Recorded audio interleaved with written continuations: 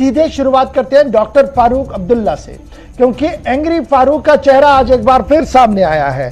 और फारूक अब्दुल्ला ने आज न सिर्फ जम्मू कश्मीर को लेकर मरकज को घेरा है, बल्कि खारजा पॉलिसी, फॉरेन पॉलिसी को लेकर भी ताबड़तोड़ हमले मरकजी हुकूमत पर करते हुए साफ कर दिया है मरकज हर महाज पर नाकाम है। और यही वजह है कि पार्लियामेंट के अंदर हर महाज से बचने के लिए और नाकामियां उठाने के लिए तरह तरह के बहाने किए जाते हैं। फारूक अब्दुल्ला ने कहा कि जब पुलिस एहलकार की जान सलामत नहीं है तो आम लोगों को हिफाजत कैसे होगी। चीन का भी जिक्र आज फारूक अब्दुल्ला ने किया और कहा कि जिस तरीके से चीन के साथ इसके बावजूद कि दरअंदाजी हुई है, उन्होंने कब्जा किया है, लेकिन चीन के साथ मुज़ाकरात हो रही है, तो पाकिस्तान के साथ मुज़ाकरात करने में क्या हर्ज है। एंग्री फारूक को जरा सुनिएगा।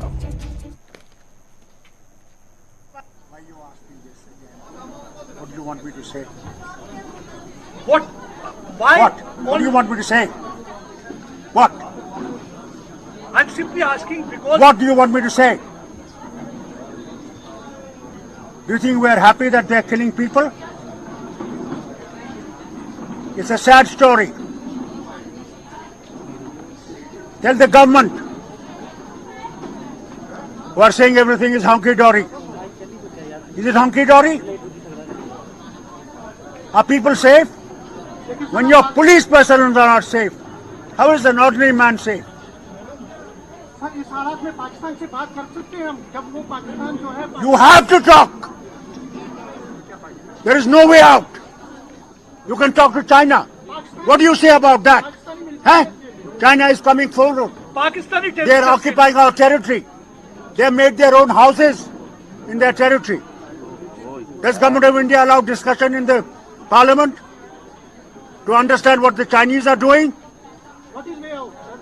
But Pakistani terrorists are killing. So why we are giving a clean sheet to them? Farooq Abdullah साहब को आप सुन रहे थे, जरा सीधे चलते हैं जी। बीजेपी के तर्जमान अनिल गुप्ता साहब हमारे साथ हैं, मारूफ तजिया निगार और साउथ एशिया की पॉलिटिक्स को समझने वाले सुहेल काजमी साहब भी मेरे साथ हैं। पहले जरा ब्रिगेडियर साहब आपके पास बहुत शुक्रिया जी ज्वाइन करने के लिए। फारूक साहब को आप आज एंग्री फारूक के मूड में देख रहे थे और कह रहे थे जनाब न तो स्टेट पॉलिसी सही है और ना ही फॉरेन पॉलिसी सही है। दोनों जगहों पर एक बड़ा सवाल डॉक्टर फारूक अब्दुल्ला ने आज उठाया है। गौर साहब देखिए, डॉक्टर फारूक अब्दुल्ला उस व्यक्ति की तरह है वो जिसकी सल्तनत चली गई है। जब इनकी सल्तनत थी तो इनको लगता था सब कुछ हंकी डोरी है, सब कुछ ठीक ठाक है। अब जब सल्तनत चली गई है तो इनको लगता है कुछ भी ठीक नहीं है। क्या इनके जमाने में पुलिसमैन नहीं मरते थे? क्या इनके जमाने में टेररिस्ट अटैक नहीं होते थे? क्या इनके जमाने में कश्मीरी पंडित के ऊपर हमले नहीं हुए?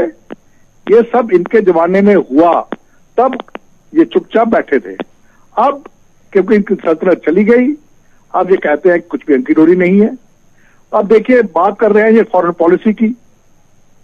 इस वक्त अगर किसी भी सरकार की, जितनी भी सरकारें हुई हैं, सबसे कामयाब फॉरेन पॉलिसी भारत की है। कश्मीर के मसले के ऊपर मुस्लिम देशों ने भारत का साथ दिया, पाकिस्तान का नहीं दिया। क्लाइमेट चेंज में इस वक्त दुनिया को लीड कर रहा है Bharat. Prime minister of UK ने यूके की पार्लियामेंट में कहा, प्राइम मिनिस्टर मोदी की प्रेज की कि वो सूरज की तरह हैं। रूस के प्रेसिडेंट व्लादिमीर पुतिन कोविड के बाद सबसे पहले विदेश यात्रा पर आए भारत में। अभी चीन को घेरा हमने ये क्वाड बनाकर, क्वाड को बिना एक मिलिट्री अलायंस बनाए हुए फिर भी चीन को रोका। ये सारी चीजें फॉरेन पॉलिसी में है। लेकिन अफसोस है कि फारूक अब्दुल्ला साहब और नेशनल कॉन्फ्रेंस की जो टनल विजन है कश्मीर की तरह, उसी तरह उनकी फॉरेन पॉलिसी भी टनल विजन है। इनकी फॉरेन पॉलिसी में एक ही नुक्ता है और वो है पाकिस्तान। पाकिस्तान से बात करो, पाकिस्तान से बात करो। अरे भाई क्या बात करें पाकिस्तान से, पहले ये तो बताओ। सिर्फ ये कह के पाकिस्तान से बात करो, पाकिस्तान से बात करो, ये सोचते हैं कि इनको फॉरेन पॉलिसी मालूम है। इनको फॉरेन पॉलिसी का अलग भी मालूम नहीं है। इसलिए मैं डॉक्टर फारूक अब्दुल्ला से यही कहूंगा कि जो आप हैं वैसे ही रहिए। पहले अपनी पार्टी को संभालिए, अपने आप को संभालिए और फिर बात कीजिए भारत सरकार की फॉरेन पॉलिसी की।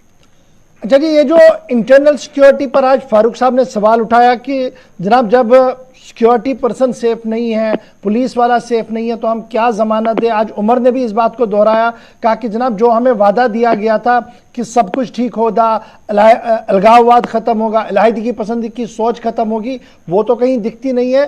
और जो इस तरीके से अब टारगेट किलिंग्स हो रही है, वो तो सीधे से इसको गिना रहे हैं कि ये फेलियर है स्टेट का। देखिए, अलायदगी पसंदगी तो खत्म हुई है, इसमें दो राय नहीं है। आज हड़ताल के कैलेंडर नहीं यहाँ पर चल रहे हैं। आप हुर्रियत को कोई पूछता नहीं है यहाँ पर कश्मीर के अंदर।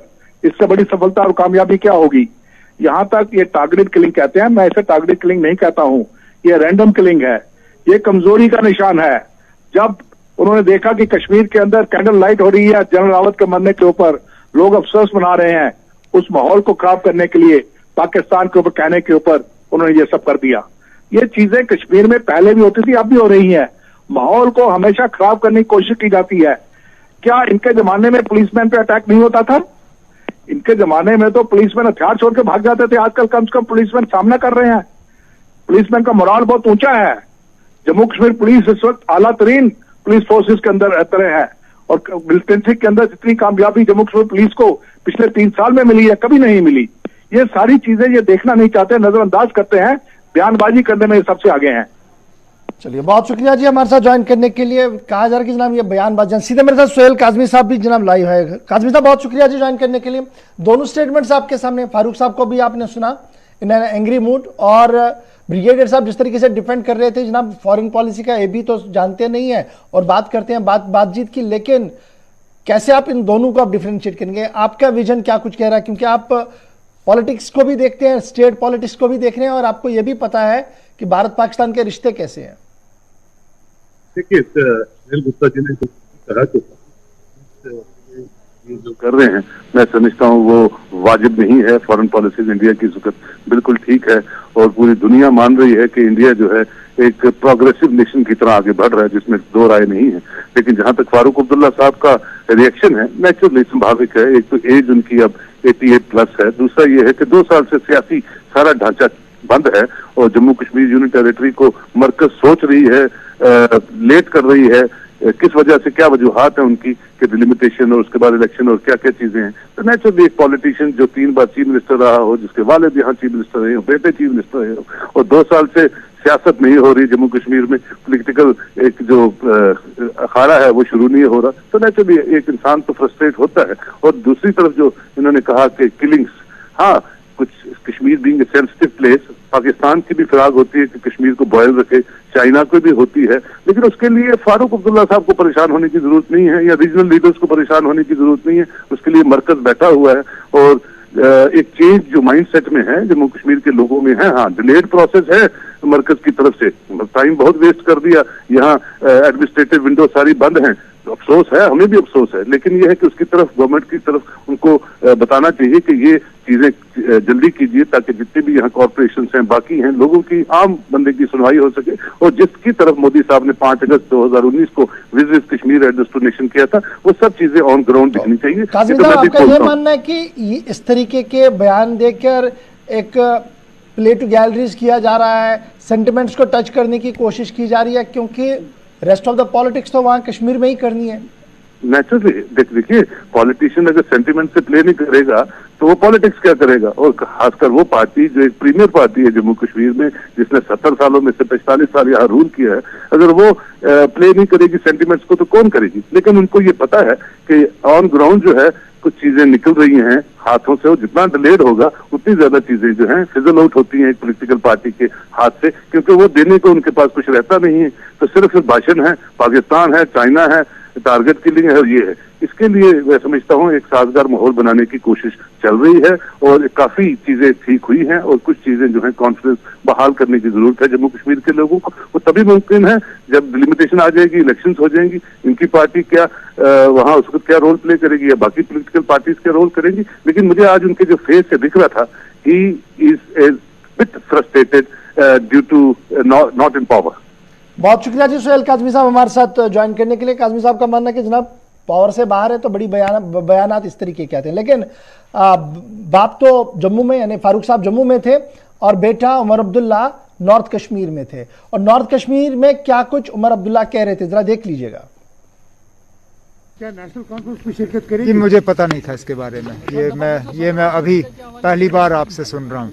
सर आपने मुझे पता नहीं है क्या इस तरह। दिसंबर को उन्होंने मीटिंग बुलाई। अब मैं आपसे सुन रहा हूँ ना, मैं पहले तो हमें मैं ये कंफर्म करूँ ना कि क्या ये वाकई है, अगर है तो उसके बाद हम इस पे बात करेंगे। मेरे इसके बारे में मालूम नहीं था। क्या मतलब? एक जमाने में PhD हुआ अभी भी है ना चर्चा चलती थी इसके, लेकिन आजकल कहीं दूर दूर तक नजर नहीं आ रहा। नहीं ना, ये आपकी गलतफहमी है। अभी 10 दिन पहले मुलाकात हुई उसकी, लेकिन अब 10 दिन पहले उनकी मीटिंग हुई और काम उनका चल रहा है। ये थोड़ी ना कि रोज रोज वो मीटिंग करेंगे सिर्फ आपको खुश रखने के लिए।